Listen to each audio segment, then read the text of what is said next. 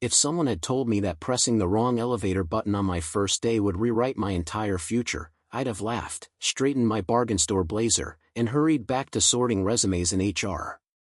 But there I was at 8:03 a.m., palms clammy, coffee still too hot to sip, staring at the mirrored doors of the executive lift, the one strictly reserved for board members and the elusive CEO, Mach Mang. A little voice whispered, "Just wait for the normal elevator." Another mocked, "And be late for orientation?"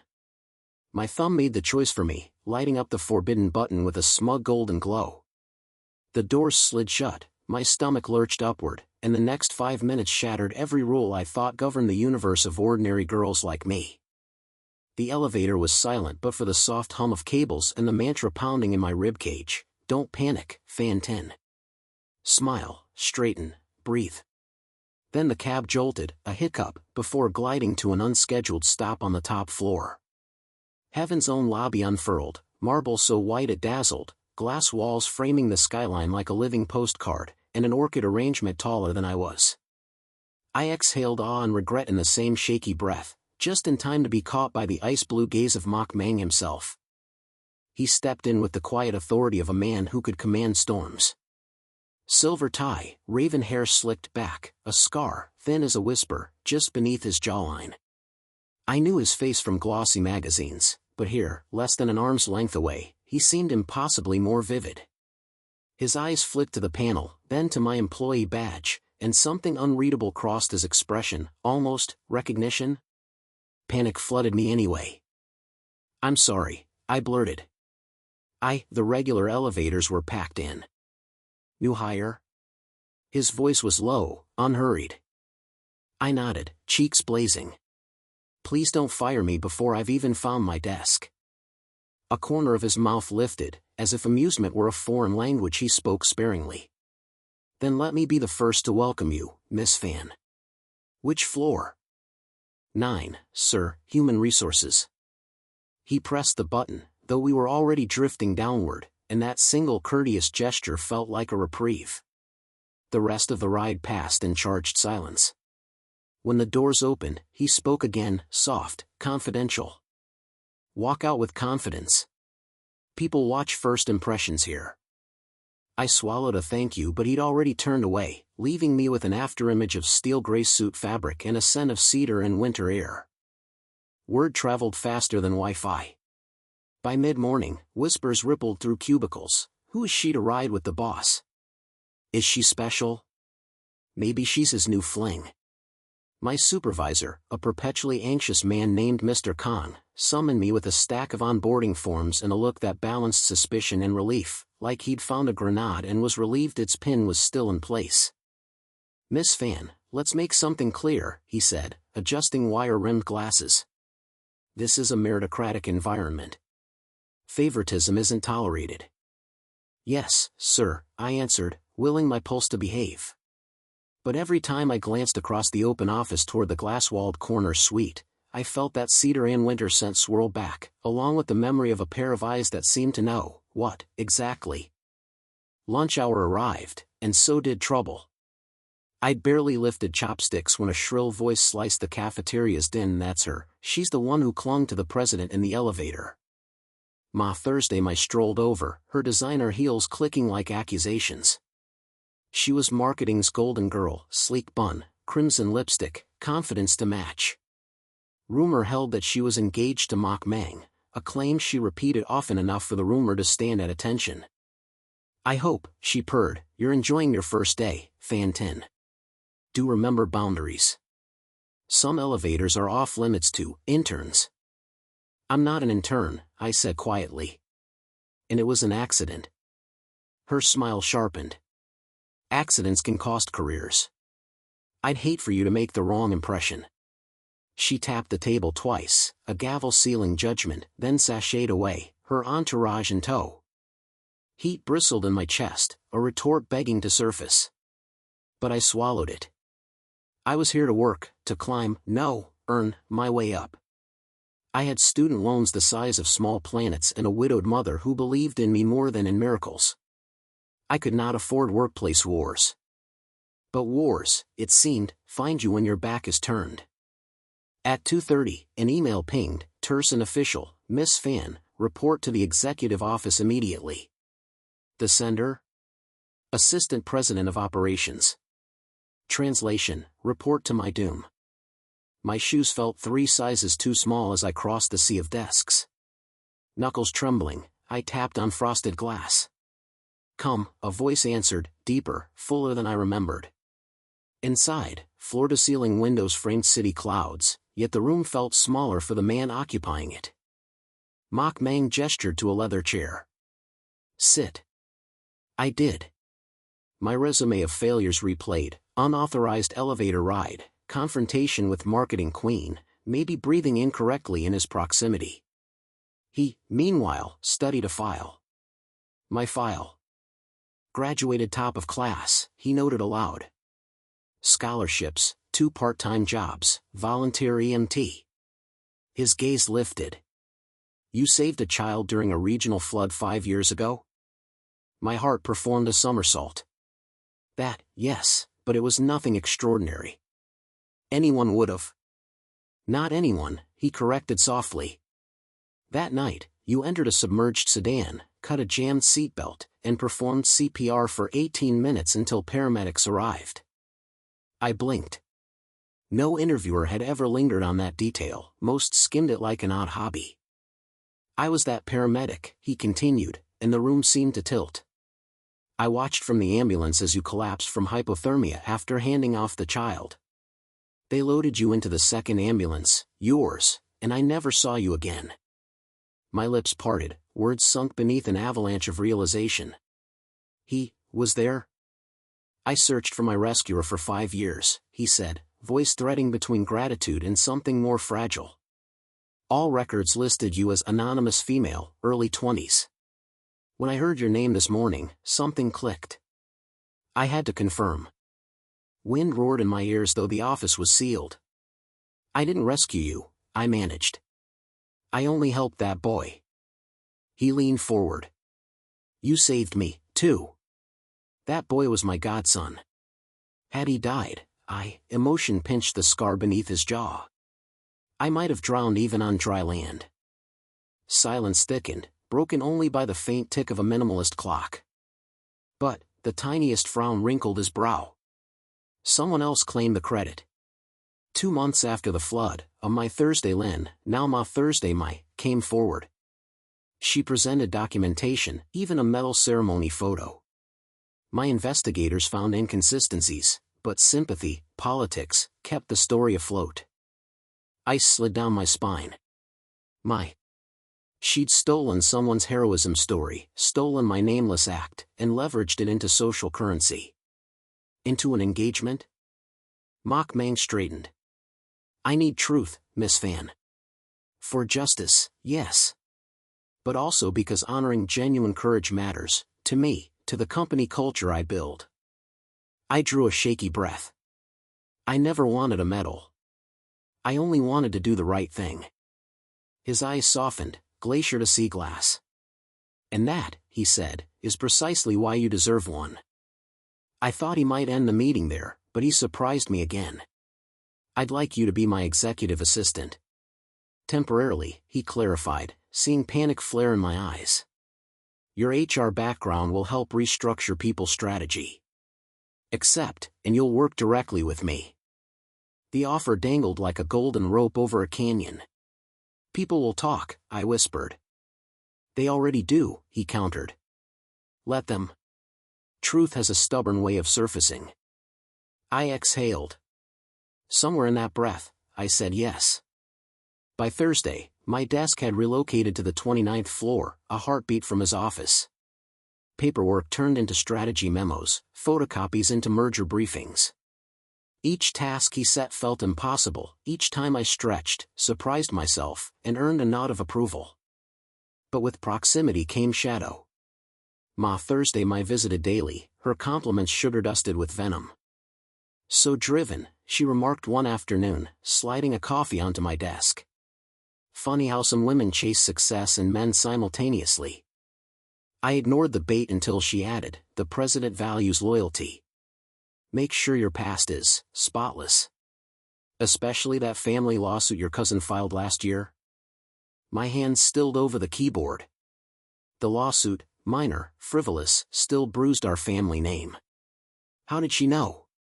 She smirked, tapping the folder she carried. Background checks are corporate routine, dear. Would be a shame if yours leaked. That night, I stayed late compiling a project timeline, but anxiety whirred louder than the copier. When I finally stepped into the empty elevator, lights flickered and it lurched, stuck between floors. Figures. I pressed the emergency call. Static answered. Great. I should have been tired. Instead, adrenaline flooded me anew. Memories of floodwater, trap doors, a boy gasping for air, coalesced with the claustrophobic present. I squeezed my eyes shut. And then the hatch above slid open, casting a shaft of light. Miss Phan? Relief and embarrassment crashed into each other. President Mach? How? I track keycards after hours, he said simply, dropping a safety ladder. Come on. I climbed, emerging into a maintenance corridor. He steadied me when my knees betrayed their jelly impersonation. Thank you, I breathed. He searched my face. Who threatened you? My silence answered. His jaw hardened, a storm gathered behind those pale eyes. My spoke to you. I didn't deny it. She's protective of her position. She's protective of lies. His voice chilled the hallway. No more fear, Phan Tinh. I promise to find the truth, and I will. I believed him, perhaps too easily. But belief felt like spring after a long corporate winter. The following morning brought fireworks. Internal email, announcement, engagement of President Mach Mang and Miss Ma Thursday Mai is hereby cancelled, effective immediately. The subject line alone electrified the building. Attached was a report exposing fabricated medical certificates, photoshopped news articles, and bribed witnesses. HR and legal teams were already in motion. I looked up from my screen to find him at my doorway, an unmasked tenderness in his smile. You're free, he murmured, though I wasn't the one wearing a broken engagement ring. Or was I? For in that moment, I realized chains could be invisible, rusted guilt, forged humility, inherited doubt. And I felt them snap, one by one. Even so, office politics doesn't vanish with a single memo. For every rumor extinguished, another hissed to life. Some claimed I orchestrated Mai's downfall to climb quicker. Others whispered that Mach Mang targeted women who saved him, like a twisted collector of heroines. I learned to walk through whispers the way a diver swims through kelp, steady, eyes on sunlight. Friday afternoon we hosted foreign investors. I presented talent retention initiatives while he observed from the head of the table. When I finished, one investor, a silver-haired Londoner, leaned back, impressed. Brilliant, Miss Phan. How long have you been with the firm? 5 days, I answered, and laughter warmed the room. Mach Mang's gaze met mine, pride unspoken. For the first time, I thought, maybe I belong in this elevator. But belonging, I'd soon learn, comes at its own price. That night, a black-tinted sedan trailed me from the subway. I ducked into a convenience store, pretending to browse ramen rows until the car idled off. My phone buzzed, a blocked number. A voice, velvet over poison, step away from the president, or your family's lawsuit resurfaces in tomorrow's tabloids. I swallowed dread. Who is this? Click. Dead air. I rode home with nerves vibrating like cello strings. My mother greeted me with leftover congee and concern, but I masked fear with tired smiles. The urge to protect her outweighed my instinct to run. Sleep, however, evaded me, until 2 a.m. when a text pinged from an unknown contact, a single photo of my mother locking our door, time-stamped 5 minutes earlier. I bolted upright, heart slamming. Before panic could paralyze, another text arrived. Next photo will have flash. Anger surged, eclipsing fear. Enough. I thumbed a reply, what do you want, but deleted it. Instead, I called the only person who might wield power against anonymous threats. He answered on the first ring, voice husky with sleep yet razor alert. Tin? I inhaled. Someone's watching my mother. They want me away from you. Silence crackled like static. Then, pack an overnight bag. I'm sending security now. His decisiveness wrapped around me like armor. And Tin, trust me. Trust. A fragile, wild thing, easier to lose than find. But that night, as headlights swept our street and a convoy of company security arrived, I gathered my courage, my overnight bag, and the fragile, wild trust budding between us. Little did I know, the darkest test of that trust waited just beyond the moonlit horizon. By the time I arrived at his penthouse, the city lights shimmered like broken glass across the floor-to-ceiling windows. Everything about the place screamed restraint and control, black leather, brushed steel, no trace of chaos or warmth. And yet, the moment Mach Mang opened the door, barefoot in gray slacks and a loose black shirt, I felt strangely safe. He looked me over, gaze pausing just a little too long at the exhaustion on my face. You're trembling, he said softly. I nodded, unsure whether it was from fear, relief, or simply from being near him. He led me inside without questions, only instructions. The guest room's down the hall. Lock it from the inside. My team will take shifts outside your door. And my mom? I asked quickly. I've already sent 2 men to guard her apartment. Discreetly. She won't know unless necessary. I exhaled for what felt like the first time in hours. But when I turned to leave, he caught my wrist gently. Tin. I paused. I know this isn't fair. Dragging you into danger. Into my past. But I need you to know. I would never let harm touch you. Not again. Again? I whispered, confused.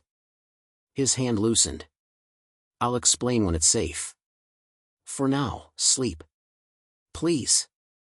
Sleep came harder than I thought. Every creak, every distant honk outside the glass walls, made me jolt awake.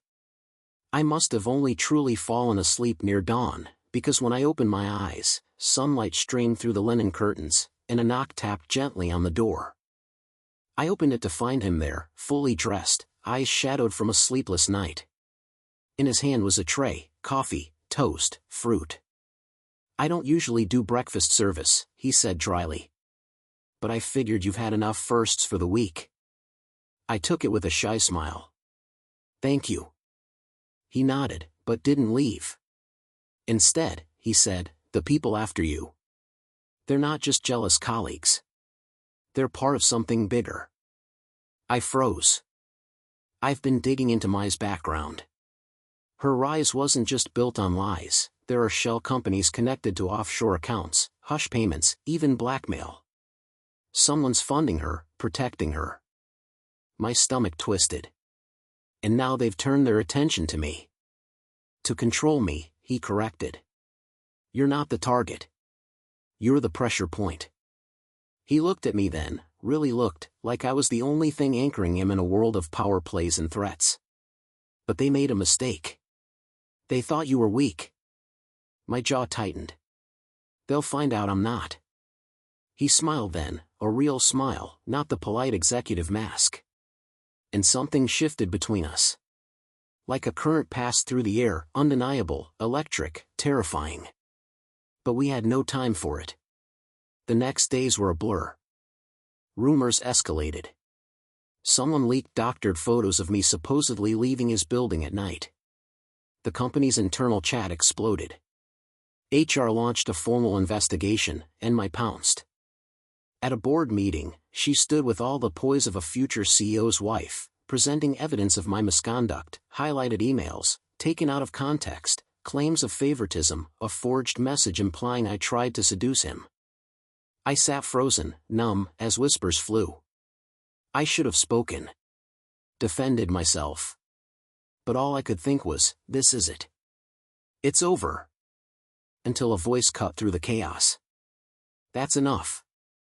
Mach Mang stood slowly, calm as ice but eyes blazing like fire. The only thing being seduced in this company is the truth. And it's time we bring it into the light. He reached into his briefcase and pulled out a folder, thicker than any of hers. "This," he said, slamming it on the table, "is a full report from our cybersecurity team. It includes email tracking logs, metadata, proof of external manipulation of internal files. Everything you claimed she did, you did." Gasps. Someone dropped their pen. But he wasn't finished. "We also traced funds transferred from an unregistered account in Hong Kong to a shell company tied to your brother. Embezzlement. Corporate espionage. And more than enough for prosecution." Mai's face drained of color. "I've already submitted this to legal. You are suspended pending full investigation. Security will escort you out now." Silence crushed the room. No one dared speak. No one had to. As Mai was led away, she turned to me one last time, no longer with malice, but desperation. "He'll leave you too, Phan Tinh. They always do. Men like him only protect you until it costs too much." But for the first time, I didn't believe her. That night, I stood alone on the rooftop balcony of the office tower, watching the city breathe beneath the stars. A warm breeze brushed my hair, but it wasn't enough to calm the storm inside me. "I thought I lost everything," I whispered to the sky. "But maybe this is the beginning." A pair of footsteps approached, soft but steady. I didn't have to turn to know it was him. "You don't have to thank me," Mach Mang said, joining me at the railing. "You saved me first." I looked up at him. "You were right. Truth has a way of surfacing." He chuckled softly. "And people underestimated you. They won't make that mistake again." "But what happens now?" I asked. "To us?" He reached for my hand. His fingers were warm, sure.